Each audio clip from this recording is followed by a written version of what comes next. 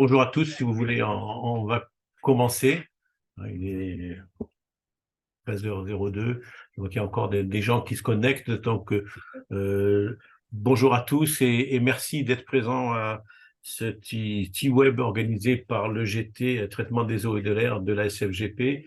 Donc, la SFGP, pour ceux qui ne le savent pas, parce que je vois quand même pas mal de nouveaux noms dans les spectateurs, et c'est très bien, est une société savante, hein, qui travaille sur les problématiques liées au génie des procédés et qui associe tout aussi bien les chercheurs académiques que les chercheurs industriels. Donc l'animation de cette société savante se fait par l'intermédiaire de groupes de travail, de GT, donc il y a 17 groupes de travail, et aussi dans le cadre d'événements organisés par la SFGP, que ce soit son congrès bisannuel, et le prochain aura lieu en octobre 2024 à Deauville, et vous recevrez bientôt toutes les informations sur ce congrès, sur ses calendriers, et puis des activités aussi annuelles, et aussi des réflexions et des séminaires organisés par les GT.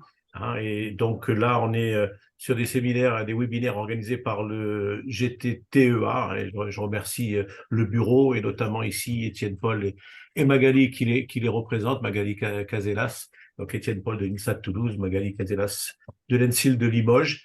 Hein, et c'est le 4e T-Web de leur série, donc il y en aura encore un autre d'ici la fin de l'année, donc vous serez informés de tout ça. Et je vais leur donner la parole et je vais aussi leur donner un peu l'explication des règles du jeu que l'on va suivre durant ce webinaire. Et en tout cas, bienvenue à tous et merci aux participants et merci aux orateurs. Très bien, ben, merci Nicolas pour ta présentation. Et bon, finalement, tu m'as déjà présenté, donc c'est effectivement avec plaisir et en tant que co-animateur avec Annabelle Couvert du GTTEA et donc pour cette session avec Magali Casellas que j'ai le plaisir de vous accueillir pour ce webinaire qui va traiter du problème de la mise en industriel des microalgues, de la culture des microalgues. Alors, pour la gestion de ce webinaire, vous savez que il faudra poser vos questions au travers de l'onglet RNQ. Voilà, et puis je ferai le relais et je poserai ces questions aux différents intervenants. Voilà, sans plus tarder, je passe la parole à Magali. Bonjour à tous, je vous remercie de votre participation. Donc aujourd'hui, il y aura 3 intervenants, 3 présentations. Donc la première présentation va être réalisée par Jack Legrand, et cette présentation sera aussi associée à Mariana Titica, qui sont, respectivement professeurs émérites et maîtres de conférences au GEPEA, qui est une unité mixte de recherche Université de Nantes, CNRS, et qui appartiennent au département génie des procédés. Donc, je vous laisse charger votre présentation.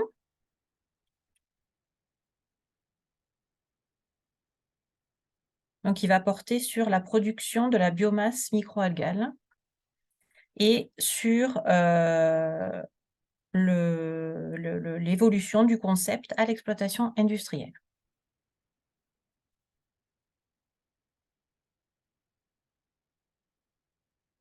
C'est bon? C'est bon, on peut commencer? Eh bien, je vous laisse la parole. Merci. Donc, on va faire une présentation avec Mariana sur microalgues et génie des procédés, puisque c'est quand même l'objectif de ce webinaire, de voir comment on peut traiter le problème de la culture des microalgues en utilisant les paradigmes du génie des procédés. Ah, je vais passer la slide suivante. Comment ça se fait ça?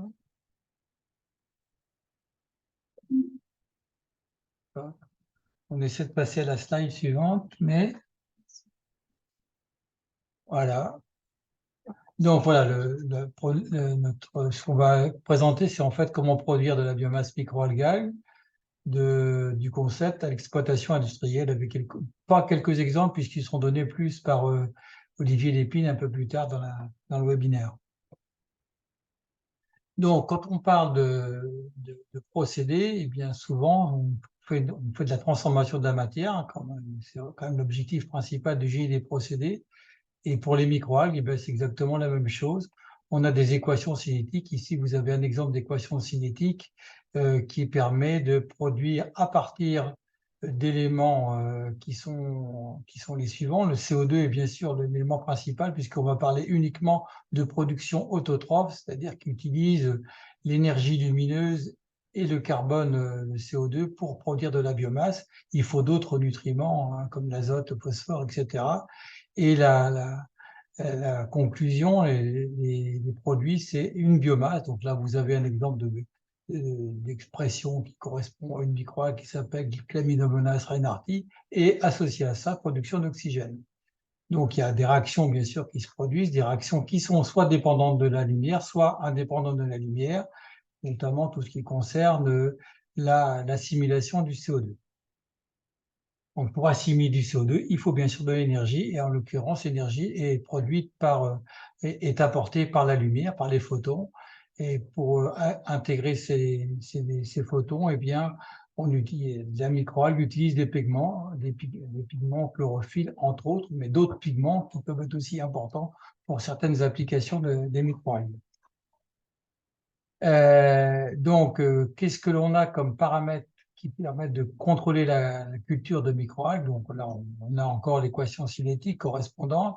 Les principaux paramètres, c'est le pH, la température et puis la présence ou pas de sel dans le milieu de culture. Il faut apporter du carbone. En l'occurrence, le carbone, il peut être utilisé à partir du carbone de l'air. Et donc, il faut, par contre, dissoudre du carbone dans l'eau, puisque c'est le carbone dissous qui va être utilisé pour produire la biomasse. Et les autres nutriments, bon, c'est azote, phosphore, certains micronutriments, calcium, magnésium, cuivre, etc., qui peuvent être importants pour les synthèses protéiques.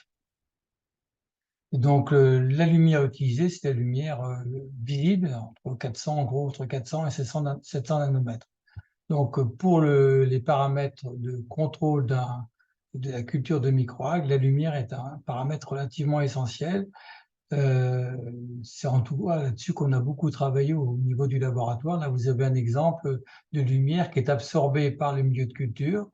Donc, il y a généralement une zone éclairée. Si on veut absorber toute la lumière, il y aura aussi présente une zone sombre dont il faudra tenir compte pour les éléments de prédiction de la culture de microalgues. Donc là, vous avez quelques éléments juste pour vous montrer que un des moyens pour baisser les coûts de production, c'est d'utiliser des effluents, soit les effluents gazeux, dans lesquels vous avez du CO2, c'est pas ce qui manque, hein, malheureusement. Il y en a beaucoup, en dehors, bien sûr, des effluents, en dehors, bien sûr, du carbone organique.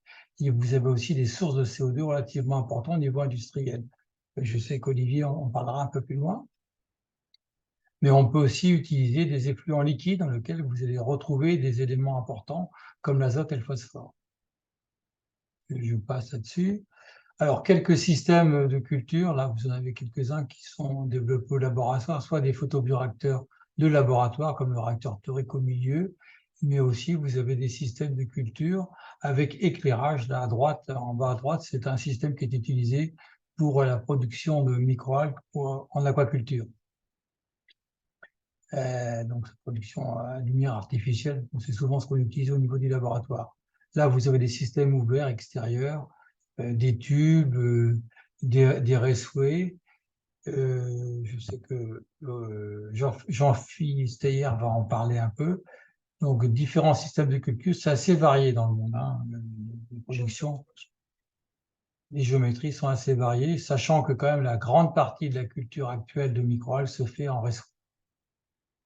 Donc les bassins ouverts, l'avantage c'est que c'est moins cher. Donc, par contre, on a des concentrations de microalgues relativement faibles.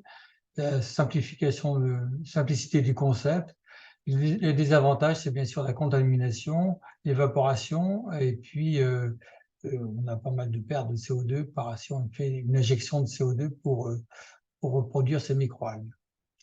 Les systèmes fermés ont des avantages, bien sûr, concentration cellulaire plus élevée, meilleure efficacité, productivité plus importante, notamment productivité volumique. On peut mieux contrôler ce qui se passe à l'intérieur.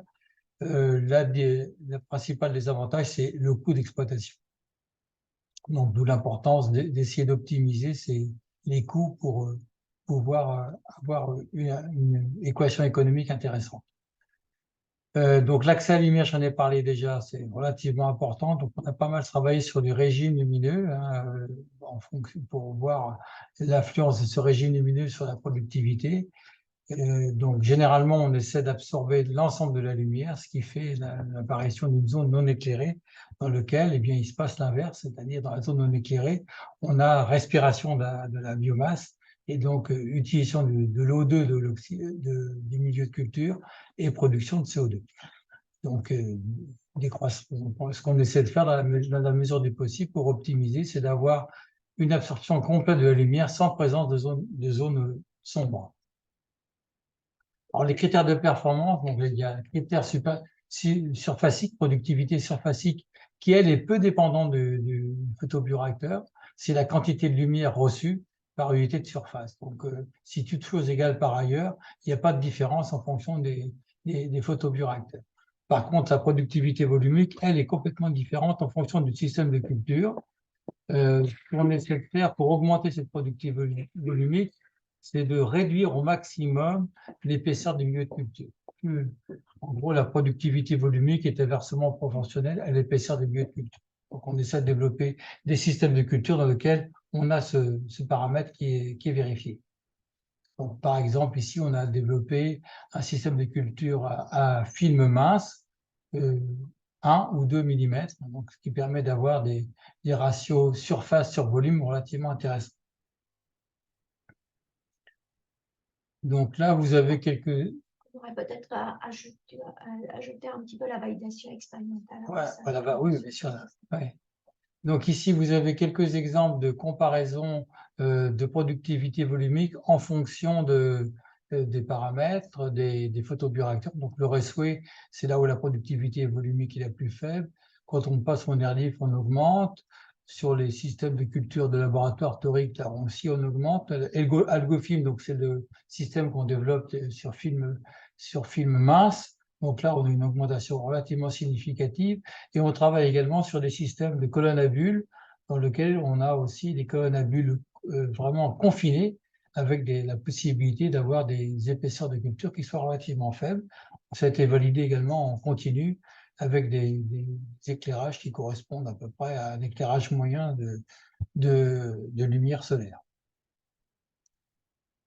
Donc là, juste pour montrer que effectivement les approches de génie des procédés sont essentielles pour pouvoir optimiser la culture de ces microalgues. Donc photobioréacteur, ça fonctionne comme un photobioréacteur. Il faut donc avoir des systèmes de contrôle comme dans n'importe quel comme n'importe quel procédé. Donc on a pour développer ces systèmes de contrôle, il faut développer des modèles.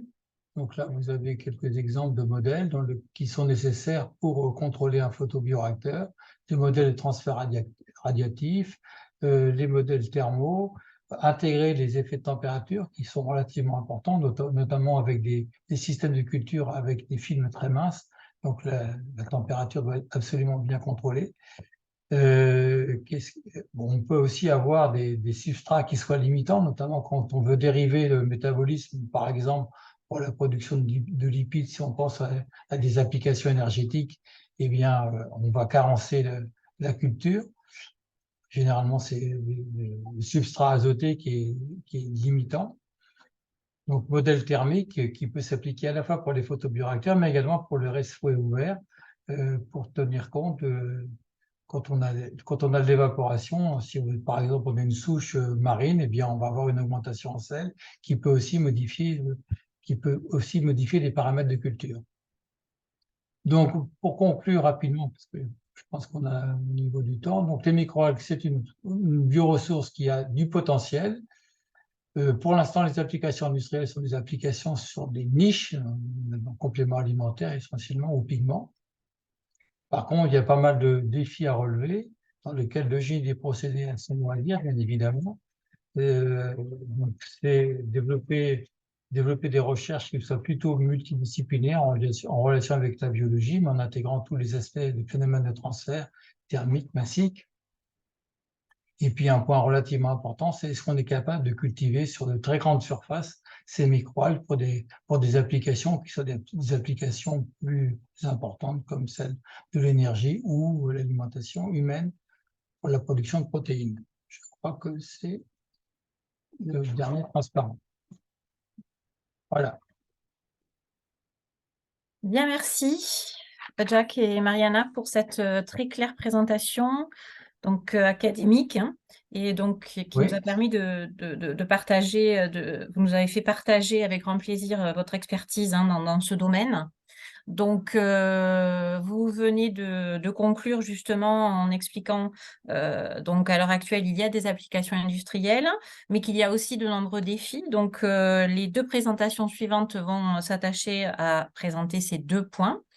Donc, la présentation suivante sera réalisée par Olivier Lépine, qui est directeur scientifique et technique de la société AlgoSource et qui, justement, va nous parler du génie des procédés pour la valorisation des microalgues, donc les applications industrielles, hein, de la valorisation des microalgues. Merci. Hop là. Voilà, bonjour à tous, merci de cette introduction. Je vais donc vous parler rapidement de ce qu'AlgoSource et comment, surtout, je vais surtout insister sur comment nous utilisons le génie des procédés au quotidien, avec des exemples, un exemple en particulier sur l'aspect culture en écologie industrielle, le projet Cimentalgue, et puis quelques éléments sur l'aspect transformation dans lequel, même si on est un peu plus loin du thème traitement de l'eau, traitement de l'air, le génie des procédés a un rôle très important dans tout ce qui est processus de transformation. Quelques microalgues en photo pour montrer la diversité des organismes sur lesquels nous cultivons, ce qui a un impact sur le procédé. Et puis, vous voyez des ampoules euh, qui sont parmi les produits que nous réalisons au quotidien chez AlgoSource. Et un des premiers procédés que nous avons développés et que nous avons passé à l'échelle ces dernières années. Nous sommes une société qui a un positionnement très large puisque nous faisons de la R&D aussi bien sur la culture et sur l'extraction. Nous cultivons nous-mêmes, nous transformons nous-mêmes, nous faisons des produits finis et nous allons jusqu'à l'objectivation de nos produits par des essais cliniques. Nous avons appliqué ce savoir-faire des microalgues très souvent en coopération avec le GEPEA et le laboratoire de Mariana et Jack depuis 2012, date de notre création, sur tout un tas de domaines, y compris donc en particulier le traitement de l'eau, la valorisation des fluides et dans ces effluents, la valorisation de fumée de combustion dans lequel le CO2 est une ressource pour la culture de microalgues. Un premier exemple de procédé euh, totalement intégré pour vous montrer toutes les étapes dans lesquelles le génie des procédés s'applique.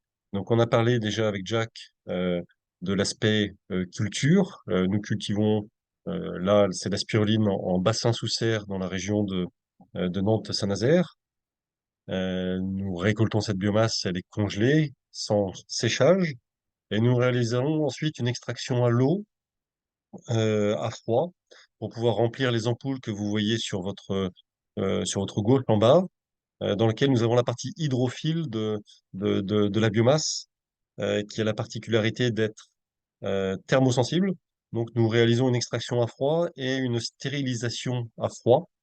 Et donc, tout l'enjeu de ce premier procédé, c'est de passer d'une biomasse qui va être variable, cultivée en lumière naturelle avec toutes les variations à la fois journalières et saisonnières, pour faire un produit qui, lui, doit être toujours le même, standardisé, et donc répondre toujours à la demande du client qui s'attend à avoir un produit identique et toujours aussi efficace.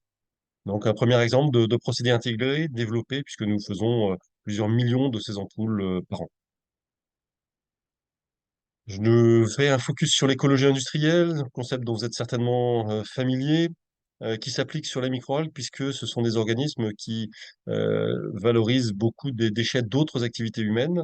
Donc là, je vais prendre l'exemple de l'industrie. Jean-Philippe parlera de l'aspect méthanisation sur lequel nous sommes aussi impliqués et sur lequel nous travaillons.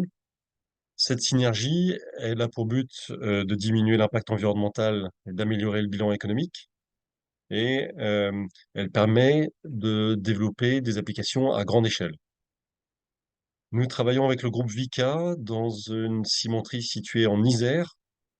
Vous voyez ici à gauche l'ensemble de la cimenterie avec le four qui est cette barre horizontale, on va dire, donc un four cylindrique qui va là, qui est à peu près au centre de l'écran, et des réserves de matières premières euh, donc sur la gauche. Et donc l'image que vous voyez, ce sont les deux serres qui ont été construites, dans lesquelles le démonstrateur est implanté et dans lesquelles nous travaillons sur ce projet. Le but est de prélever de la chaleur perdue sur le four, ce que vous voyez donc à gauche, avec un homme pour vous donner la taille de l'installation à la fois du four et puis du prélèvement de chaleur qui est fait à une dizaine de mètres de haut, et puis des fumées qui sont prises en bas de la cheminée après les premiers traitements de poussière pour alimenter directement la culture de microalgues en CO2.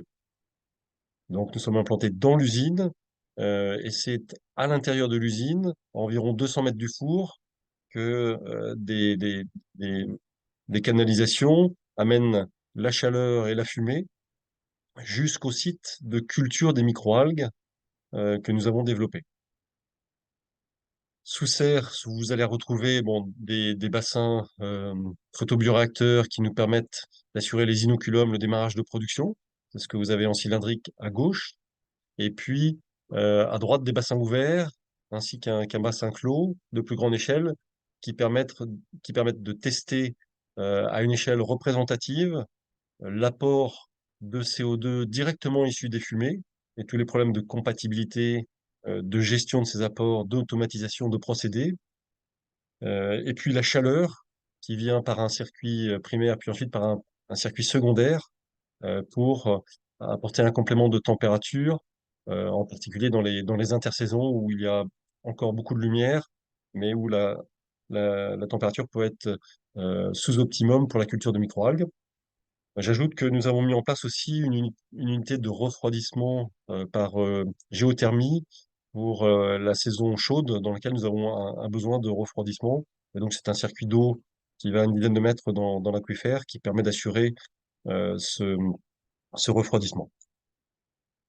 Le but premier de ce démonstrateur, il est de montrer notre capacité à utiliser le CO2 comme source de carbone et d'obtenir des rendements, des productivités équivalentes à celles obtenues à partir de carbone sous forme CO2 ou sous forme bicarbonate, donc pur et maîtrisé. Ce que nous avons montré dans un premier temps à petite échelle sur des systèmes que vous pouvez voir ici. Ce que nous voulons montrer aussi, c'est la capacité à maîtriser tous les contaminants de la fumée, puisque ce sont des fumées très riches qui sont très peu filtrées au-delà de l'aspect poussière. Donc, nous voulons montrer que nous sommes capables de faire des produits qui vont respecter toutes les normes de tous les domaines d'application qui nous intéressent, y compris le domaine alimentaire, ce que nous avons là aussi démontré à petite échelle. Et puis, c'est de montrer que il y a effectivement une synergie entre les deux procédés, le procédé cimentier et le procédé microalgue, qui permet d'améliorer le bilan économique et de diminuer d'améliorer le bilan environnemental. Donc, grosso modo, pour vous donner un ordre de grandeur, nous visons de pouvoir économiser 10 tonnes de CO2 par tonne de biomasse en équivalent sec produite sur l'ensemble du procédé par rapport à la situation dans laquelle il n'y a que les deux industries, mais qui sont séparées, qui ne travaillent pas en synergie. Donc c'est en cours, le démonstrateur est construit, en opération, et nous espérons avoir des résultats quantifiés et publiables dans les mois qui viennent.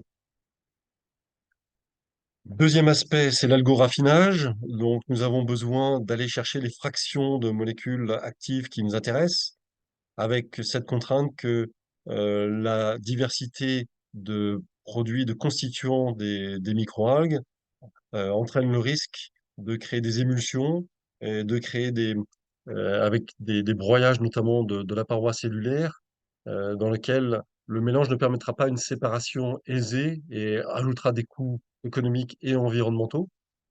Donc, nous travaillons sur la maîtrise de la destruction cellulaire et la séparation sélective des différents constituants.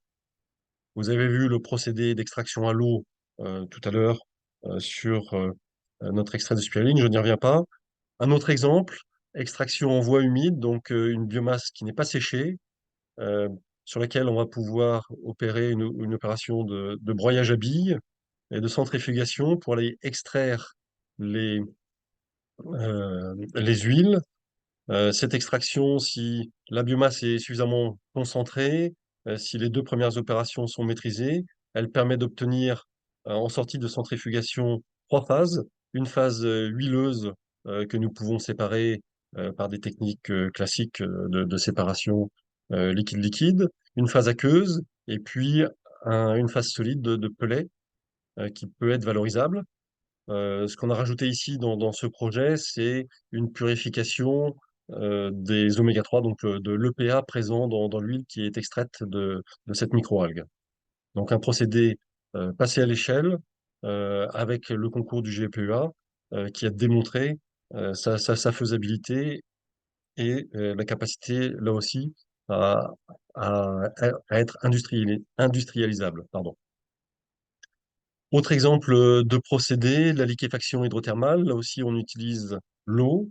Donc, c'est un procédé voie humide qui, cette fois-ci, vise à transformer l'entièreté de la biomasse en une phase à dominante lipidique. En l'occurrence, pour nous, on s'arrête dans cette liquéfaction hydrothermale à la phase bitume, en fait, un biobitume qui va pouvoir réaliser un enrobé. Cet enrobé a été testé. Il a des propriétés mécaniques identiques aux enrobés issus de produits pétroliers. Donc, c'est un travail réalisé en coopération avec Lipstar et qui a permis de démontrer la faisabilité d'un biobitume issu de microalgues, ou plus exactement de résidus de microalgues dans une chaîne de bioraffinage. Donc là encore, les paramètres de transformation dans la liquéfaction hydrothermale sont clés et tout l'enjeu, c'est de bien maîtriser la variabilité de la composition de la biomasse et la variabilité des paramètres pour arriver à un produit qui va être stable et respecter les normes sur les bitumes et leur mise en œuvre dans des ouvrages d'art routiers. Voilà en quelques exemples ce que nous réalisons au quotidien, ce qui est encore aussi de l'ordre de la recherche, mais qui vous montre une diversité d'applications du génie des procédés pour les microalgues sur une ressource qui est encore à petite échelle, mais en plein développement, avec d'autres applications que celles que j'ai pu vous montrer là dans ces quelques exemples. Merci de votre attention. Merci Olivier pour cette présentation qui était particulièrement intéressante parce que justement vous avez montré que il existait une grande diversité, une grande possibilité de produire des algues, d'une part. Vous avez aussi expliqué qu'il y avait bien sûr des goulots d'étranglement sur la partie procédé qui était important. Et d'autre part, cette présentation nous a montré aussi que les microalgues pouvaient être valorisées pour la production de divers composés et donc dans votre dernière partie, notamment de bitume. Donc justement, dans la présentation suivante, donc, qui va être réalisée par Jean-Philippe Steyer, qui est directeur de recherche au LBE INRAE de Narbonne, on va justement essayer de comprendre un petit peu quels sont les challenges qui restent à mener à bien pour pouvoir améliorer ces procédés de production des microalgues. Voilà, donc je laisse la parole à Jean-Philippe Steyer. Merci Magali, merci aux organisateurs pour l'invitation. C'est vraiment un plaisir de partager un peu le regard qu'on porte au LBE sur les microalgues, avec une commande qui était de prendre un peu un pas de recul par rapport aux présentations de Jacques, Mariana et Olivier sur les microalgues et l'apport du génie des procédés. Alors, nous, on regarde ça sous l'angle essentiellement du traitement des eaux. Et là, vous avez une peinture qui décrit Volta, qui découvre le gaz de marée, hein, le méthane, en 1776. Et en fait, si on regarde ça sous l'angle procédé, qu'est-ce qu'on a? Ben, on a une coupe du marais avec de la lumière en haut, du CO2 qui s'échange, des microalgues en surface qui vivent, qui recyclent aussi, ce qui est important, tout ce qui est azote et phosphore, et après qui meurt, qui décante, et en bas, vous avez un aspect méthanisation qui va produire les gaz de marée, donc les fameux feux follets. Donc, en termes de procédés, on a deux procédés qui sont couplés, avec en haut les microalgues, en bas la digestion aérobie, avec des échanges qui se font. Et on peut utiliser, pour apporter l'azote et le phosphore, des eaux usées. On peut utiliser du CO2 industriel, on peut utiliser de la codigestion avec des déchets industriels, et donc inspirer de la nature, imaginer un procédé qui va traiter à la fois le gaz, le liquide et le solide, et puis produire de bioénergie via le méthane du biogaz. Donc ça, c'est des choses qu'on a mis en œuvre.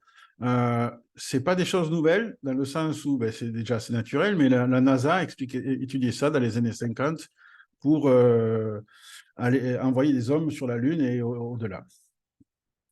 Donc, des challenges qui sont complexes et multiples. Donc, ça a été évoqué par Jack, Mariana et Olivier. Donc, les transferts de lumière, les transferts de gaz, le mélange, parce que si on travaille avec des raceways, on mélange beaucoup d'eau et les processus physico-chimiques à optimiser.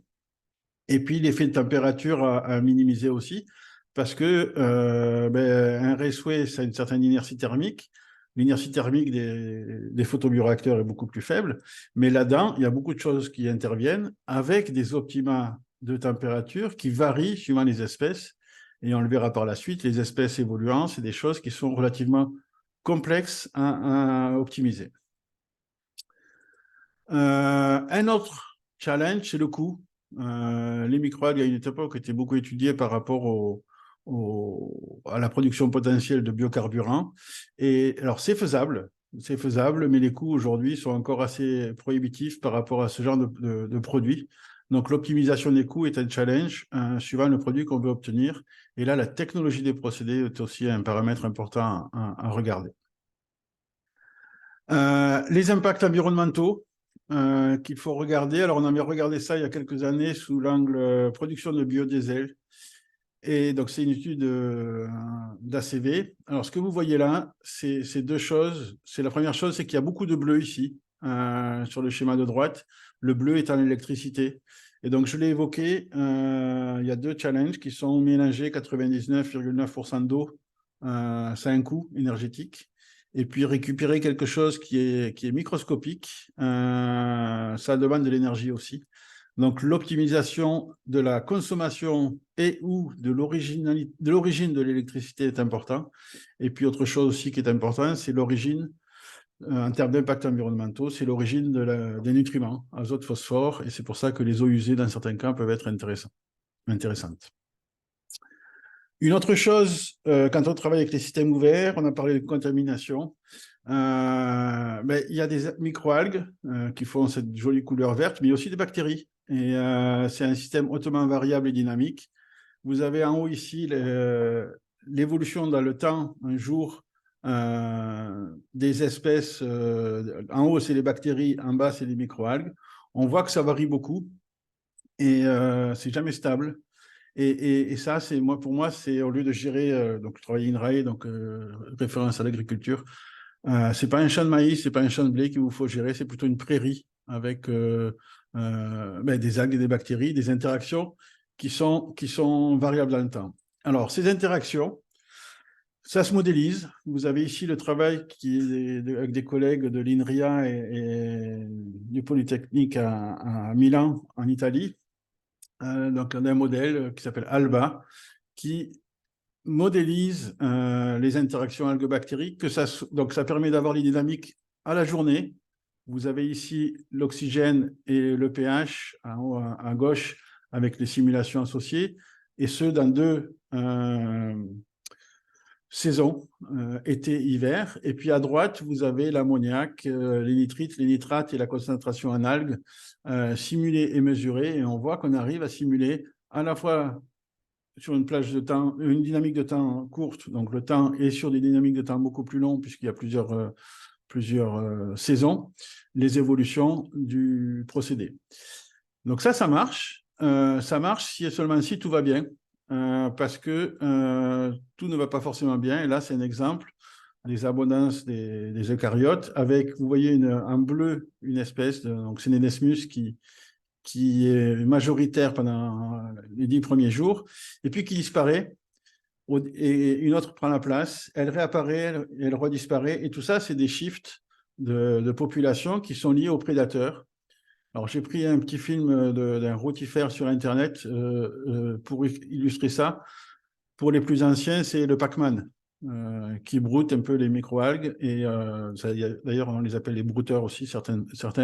Et donc, ils vont consommer les microalgues quand il y en a trop et d'autres vont se développer. Et ça, c'est très difficile à modéliser parce que vous avez déjà la difficulté de les suivre, de les mesurer et puis de comprendre les interactions qui ne sont pas toujours évidentes. Et puis un dernier aspect, donc les aspects impact sanitaire. Alors, on imagine très bien, si on traite des eaux usées urbaines, qu'il peut y avoir des choses qui viennent de l'eau. Là, ce que j'ai voulu mettre en avant, c'est les bioaérosols. C'est-à-dire pour ceux qui ont des piscines chez eux, ils ont dû passer l'été à combattre les algues qui allaient se déposer dans la piscine. Donc, il y a un dépôt qui vient de l'air. Mais ce qu'il faut voir aussi, c'est que si on injecte du gaz, si on mélange, on aérosolise aussi des microalgues, on aérosolise des bactéries qui peuvent avoir un impact sur la santé humaine. Et donc, c'est des choses qu'il ne faut pas oublier de regarder. Voilà, je ne sais pas où j'en suis dans le temps, mais j'avais promis que je tiendrais en 5 minutes à Étienne. Donc, Étienne, si jamais c'est 5 minutes, merci du cadeau que tu m'as promis. Voilà, merci. Merci Jean-Philippe et merci pour clôturer en fait ce webinaire et pour la mise en évidence des différents paramètres donc en génie des procédés, ça on l'avait déjà évoqué, mais surtout pour mettre en évidence la problématique coût, la problématique ACV, la problématique des consortiums lorsqu'on veut faire du traitement de l'eau et les impacts sanitaires. Donc voilà, merci pour cet éclairage et cette clôture éclairée de ce webinaire. Très bien. Allez, donc nous allons passer à la session questions. Il y a déjà eu quelques questions, donc on va poser ça aux intervenants. Alors, la première question pour Olivier, c'est d'où viennent les nutriments et est-ce qu'on peut justement faire en sorte d'avoir une écologie industrielle durable? Alors donc la source de carbone dans le projet cimenterie, c'est le procédé cimentier. Dans cette expérimentation, pour l'instant, nous utilisons des sources d'azote et de phosphore industrielles, donc achetées. Nous travaillons par ailleurs sur un projet, alors légèrement différent de celui de Jean-Philippe, mais qui vise à valoriser des effluents issus de méthanisation, donc de digestion anaérobie de végétaux. Donc, nous sommes en train de finaliser la qualification de cette expérimentation pour avoir une source d'azote utilisable pérenne. Et à partir de là, nous pourrons coupler les deux projets pour que l'azote de façon majoritaire et peut-être du phosphore de façon minoritaire puisse venir. Nous avons par ailleurs d'autres sources de phosphore issues on va dire, de concrétion ou d'algues utilisables avec un très bon bilan environnemental et une certification bio. Donc, il y a des sources renouvelables déjà disponibles sur la partie phosphore. Alors, d'autres questions sur les aspects applications, notamment sur l'effet des traitements thermiques, soit froids ou chauds, sur la qualité des produits lorsqu'on fait l'extraction. Est-ce que vous avez une idée? Oui, c'est une de nos difficultés. Donc, si je reprends le produit bleu, la phycocyanine, qui est le pigment principal de la spiruline, c'est une molécule thermosensible. Au-delà de 40 degrés, on va la dégrader. Donc, ça veut dire que tous nos procédés se font en dessous de 20 degrés et que pour avoir la meilleure stabilité dans le temps de nos produits, nous devons respecter ces contraintes de température. Et donc, la stérilisation de ces produits se fait à froid, par filtration stérilisante à 0,2 microns, comme pour des vaccins. Et c'est une contrainte qui vient de la thermosensibilité de ces produits. Ensuite, si on regarde d'autres produits, chacun est différent. On peut aller chercher des polysaccharides à l'eau chaude, donc en allant au-dessus de 100 degrés. Des lipides vont pouvoir être très stables, là aussi, à des températures élevées. Donc, tout dépend de l'actif ou de la fraction que l'on veut valoriser, mais à chaque fois, cette contrainte doit être intégrée. Merci. Je vais poser une question finalement à Jack et à Mariana. Donc on voit qu'il y a pas mal d'études à des échelles relativement soit laboratoire, soit pilote. Comment se passe le changement d'échelle et est-ce que vous travaillez notamment de concert avec AlgoSource sur ces changements d'échelle? Alors, changement d'échelle, oui, ça, on travaille dessus. Notamment avec quelque chose, on a des modèles qui permettent de changer d'échelle sans trop de difficultés. La partie scale-up est importante en JD procédé, comme vous le savez, et on a des modèles qui permettent de le faire sans trop de difficultés. Ah, Et AlgoSolis, Jack?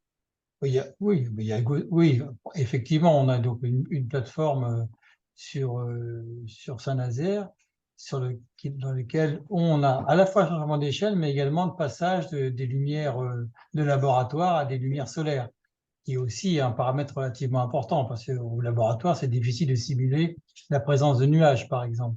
Et donc, le passage du laboratoire à une plateforme dans laquelle on peut faire de la culture solaire est relativement important. Donc, on peut adapter les modèles en fonction justement des conditions météorologiques. Donc, donc, tout se passe à travers les modèles et à travers une expérimentation dans des conditions réelles. Merci. Une question sur laquelle il pourrait y avoir une double réponse à la fois d'Olivier et de Jean-Philippe. On utilise finalement des fumées pour alimenter en CO2. Et est-ce que ça a un effet sur le type d'algues et comment choisir les microalgues qui conviennent? Et globalement, derrière cette question, c'est tout le choix de l'algue en fonction à la fois des produits qu'on veut fabriquer et ensuite des contraintes finalement d'écologie industrielle et donc d'utilisation de sous-produits. Peut-être d'abord Olivier, puis ensuite un mot de Jean-Philippe. Alors, d'un point de vue purement technologique et physiologique, la quantité de carbone que l'on va fixer, elle, elle est liée simplement à la quantité de biomasse et à la composition de la biomasse. Ensuite, on se met dans une situation où l'on va pouvoir gérer le pH, avoir un milieu un milieu de culture très contrôlé. Donc, là encore, la limite de sensibilité, c'est le pH et le milieu de culture adapté. Et donc, si la composition des fumées perturbe ou non ce milieu de culture. Globalement, euh, après une étape euh, de nettoyage des fumées qui est faite indépendamment des microalgues et qui a une obligation réglementaire pour les industriels, euh, un phénomène de condensation dû au refroidissement de ces fumées qui va entraîner beaucoup des éléments qui sont problématiques. Les fumées sont propres et quasiment compatibles en l'état avec la culture de microalgues. Donc, ce qui va ensuite déterminer le choix des souches, eh bien, c'est l'application que l'on va faire de la biomasse et donc le produit que l'on recherche et pour lequel, comme dans n'importe quelle autre euh, culture de microalgues, c'est finalement la finalité qui décide de la microalgue. Donc on arrive au stade où on a démontré que l'écologie industrielle ne perturbe pas le procédé, que l'on peut le rajouter à un procédé de culture déjà bien mature, mais par contre on diminue les coûts et on améliore le bilan environnemental.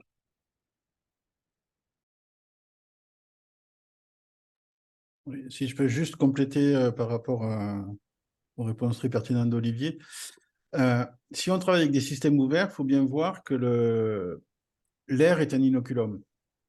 C'est-à-dire que vous allez mettre la microalgue que vous voulez dans un raceway ouvert à l'extérieur et quelques semaines après, vous avez ce qui vient de l'air.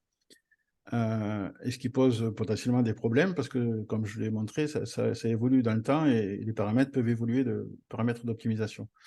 Et après, par rapport au traitement des gaz, ce qu'il faut garder en tête, c'est qu'il y a une diversité des microalgues qui est encore très, très peu étudiée et qu'il y a une grande diversité qui est présente dans la nature.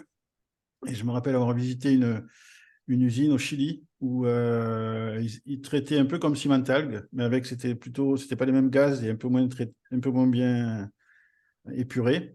Et ils avaient du mal, alors c'était un photobioréacteur, ils avaient du mal à conserver des microalgues qui permettaient de traiter ces fumées.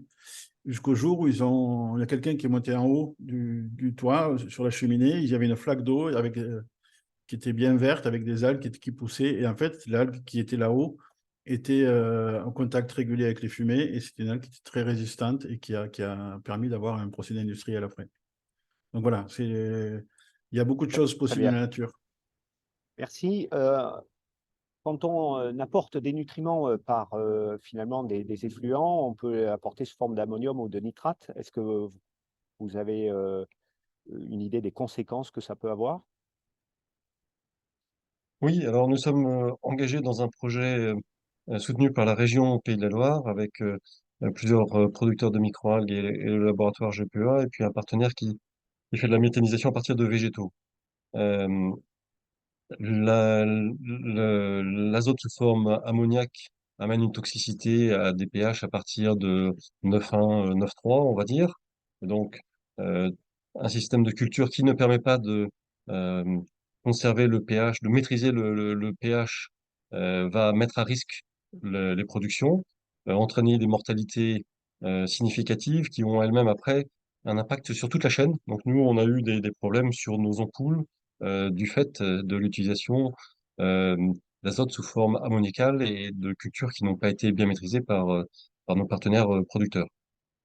Inversement, on peut donc ne pas changer son processus de culture, mais par contre transformer la source d'azote en nitrate pour revenir à ce qui est fait couramment et bien maîtrisé. Ça implique une opération de transformation unitaire supplémentaire, donc un coût, un bilan environnemental aussi modifié.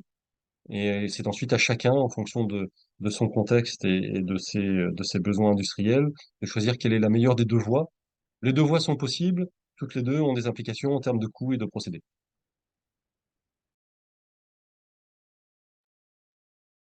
Excusez-moi, mon micro a été fermé. Alors, une autre notion qui est très importante, c'est la consommation d'eau et les problématiques liées à l'eau, l'évaporation.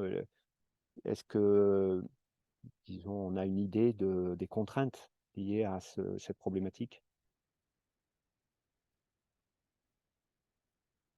Qui veut répondre?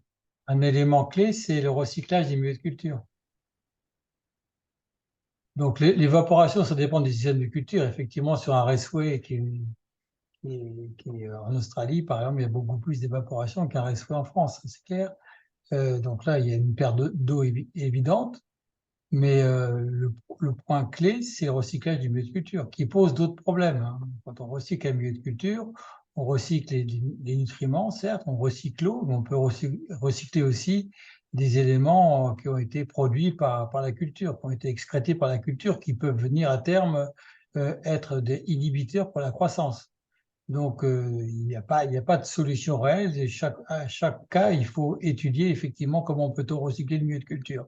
Mais c'est un élément essentiel pour l'équation économique du procédé, surtout des procédés à grande échelle. Oui, c'est vraiment une question économique puisque recycler un milieu de culture, comme l'a dit Jacques, c'est le plus grand euh, paramètre.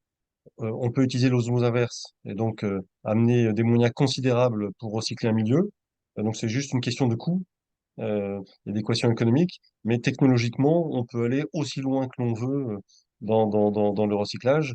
En pratique, bon, bah, Mm. dans la plupart des cas, l'osmose est beaucoup trop chère pour qu'elle puisse mettre en œuvre dans les exploitations de microalgues. Donc il faut C'est trouver typiquement un des problème de traitement compromis. d'eau, hein, Étienne. Et justement, dans ce cadre-là, on voit quand même qu'industriellement, les raceways sont majoritaires. Qu'est-ce qui limite le développement des procédés intensifs? Voilà, les procédés intensifs existent pour des applications de niche. Ça existe. Hein, généralement, c'est pas automatiquement des raceways qui sont utilisés. Il y a par exemple, pour des pigments, on utilise des tubes, des choses comme ça, des systèmes fermés. Ensuite, pour les applications de plus grande échelle, bon, on n'a pas d'exemple. Hein.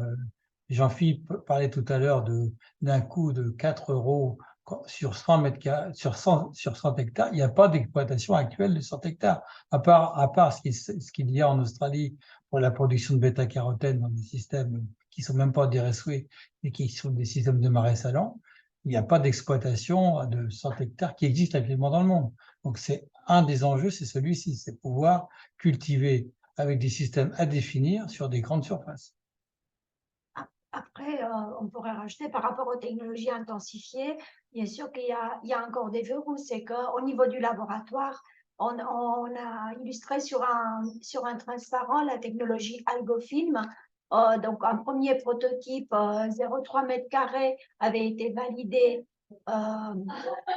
en conditions de lumière artificielle, donc lumière contrôlée. Par la suite, une montée en échelle à 10 m² a été réalisée cette année grâce à des outils justement de modélisation, de contrôle et à des optimisations technologiques. On a pu valider à l'échelle solaire sur les 10 m², ce qui a permis de faire des avancées en termes de montée en échelle. Et actuellement, on est en train de réaliser sur la plateforme AlgoSolis en 80 m². C'est sûr que la montée en échelle sur ce type de système, on a vu, elle est beaucoup plus problématique que cela puisse l'être pour les systèmes grand ouverts où on peut très facilement les extrapoler à une échelle très importante. Et c'est en ça que la notion de gestion, de gestion de conduite de ce type de système, forcément, c'est beaucoup plus technique, c'est beaucoup plus difficile à manier et ça requiert beaucoup plus de technicité pour la mise en œuvre. Cependant, on mise sur l'intensification avec une réduction importante des volumes d'eau et c'est quelque chose qui a été discuté, pouvoir intensifier, donc produire la même quantité en réduisant drastiquement la dépense en eau et également les coûts engendrés par le post-traitement. Est-ce que vous savez, dans le même ordre d'idée, est-ce que vous savez s'il y a eu des comparaisons un peu globales, systémiques, entre les systèmes, par exemple, de production de lipides par les microalgues et ceux par des levures en réacteur fermé en hétérotrophie? Vous avez connaissance un peu de ces comparaisons? Il y en a eu ou...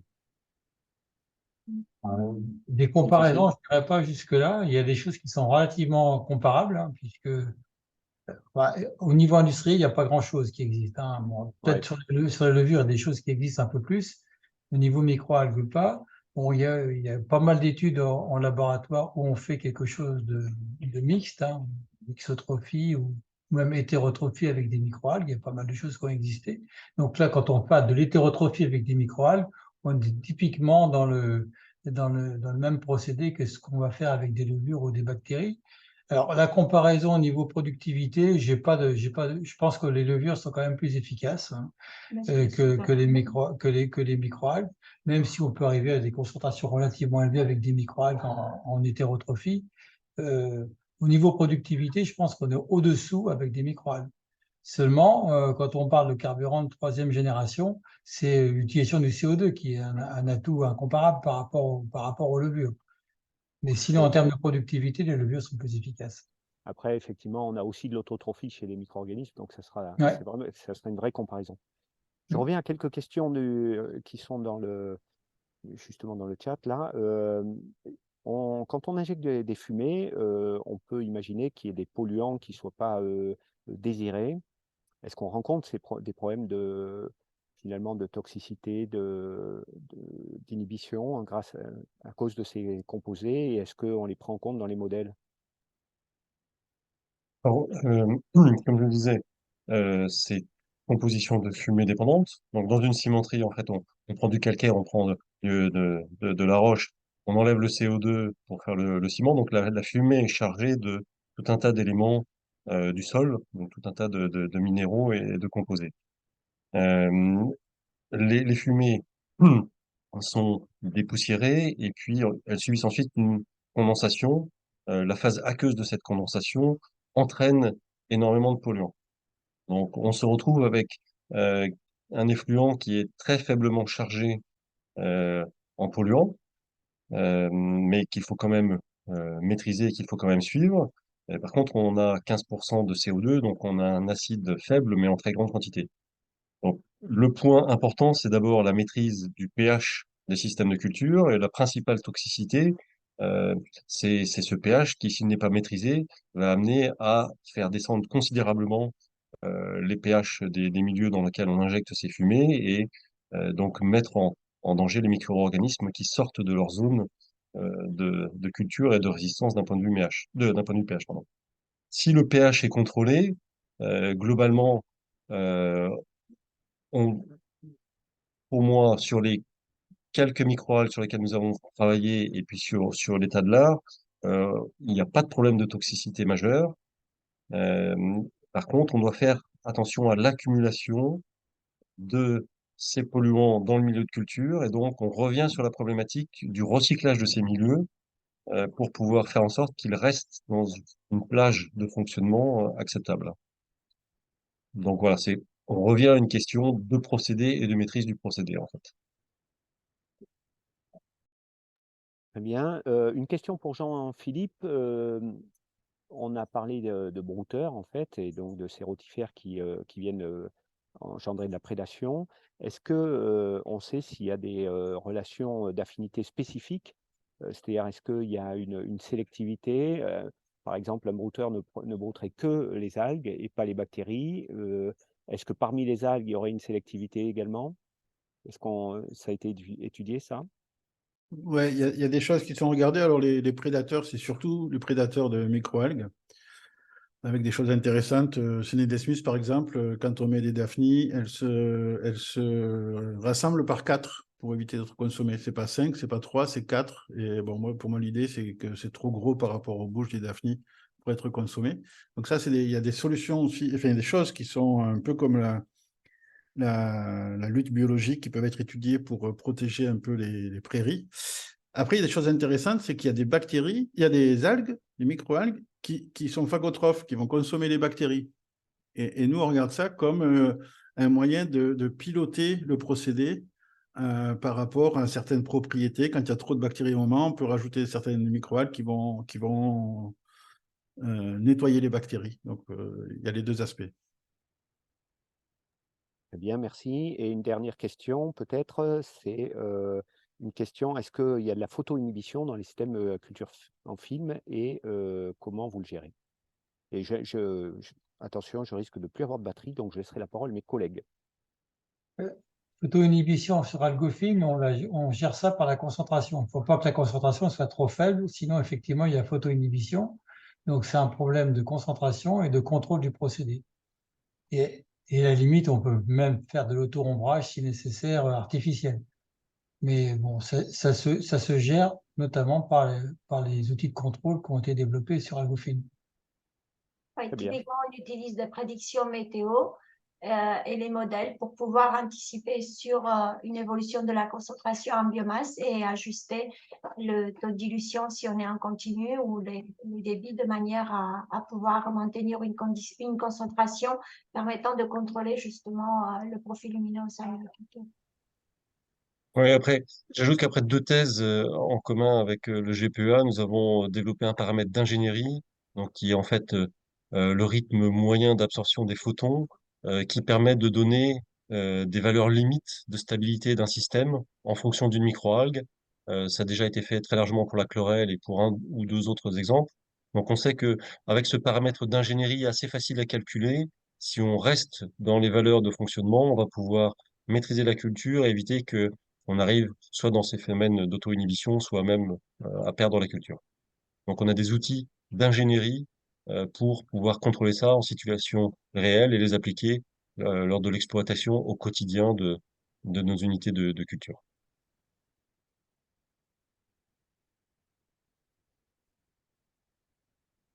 Très bien, il n'y a pas d'autres questions, Étienne, sur le... On s'arrête là pour les questions? Ah, je crois qu'Étienne n'a plus de batterie. Bien, je vous remercie en tout cas pour votre participation. Alors, je remercie bien sûr les intervenants qui ont apporté vraiment des réponses extrêmement intéressantes donc, aux questions posées par l'ensemble des participants, que je remercie aussi pour leur inscription à ce webinaire. Et puis, rendez-vous avec d'autres intervenants et d'autres personnes du GT pour le prochain GT, donc qui vous sera annoncé prochainement. Voilà. Donc, je vous remercie infiniment à tous, hein, vraiment pour le temps consacré aux présentations, à la réponse aux questions et votre intérêt. Voilà, merci. Merci pour Merci votre Magali. invitation, Magali. Et Merci Étienne, à bon, tous, Étienne est merci pour parti là, mais l'organisation et merci à tous les participants. À bientôt. bientôt.